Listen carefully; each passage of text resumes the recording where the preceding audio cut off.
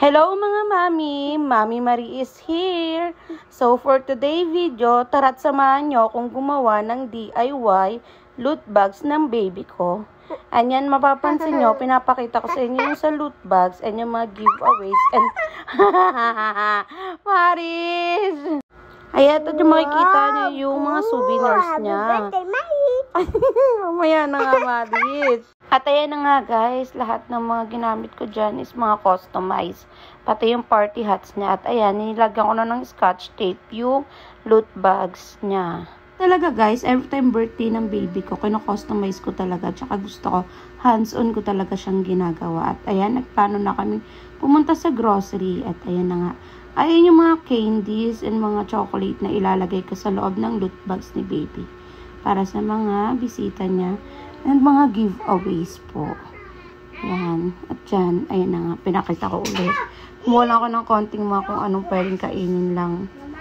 Habang nagpapak kami. At ayan ang mag-ama, diba? Ang cute-cute ng baby ko. Oo, so dal-dal, oo.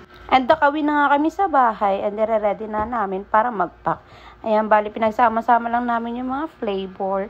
Then, pinaglalagyan namin. Ang pagkakalala ko, ang mga nilagay namin dyan, mga tagdadalawa, bawat loot bags. Ayan. At pinapa-pass forward ko na nga. May batang makulit din, sa gilid na tumutulong. Ang cute-cute ng baby ko. Siyempre, tinutulungan din ako ng dalawang maganda. Isa si Sabrina ganda, and si Kikay ganda. Di ba? And yan. Di ba? Sana to... I know. Saan si Amaris? Wow, ang ganda naman ni Amaris. Ang ganda. At di ko talaga may iwasang hindi sumingit talaga sa voice record ng baby girl ko. Pero okay lang. And yan, okay na. Napak na namin lahat. Ready na para sa third birthday ng baby Amaris namin. Ayan, di ba? Ang ganda-ganda. Mas maganda talaga naka-customize para souvenir na siya. Plus, pa-loot bags na rin ang premyo ng mga kids. O, di ba? Kumain na ng chocolate. Kulit ng baby girl namin. Diba? At siya guys, okay na. At tapos na kami mag-pack ng mga loot bags and giveaways ng baby girl namin. At makikita niyo yung baby ko dyan, diba?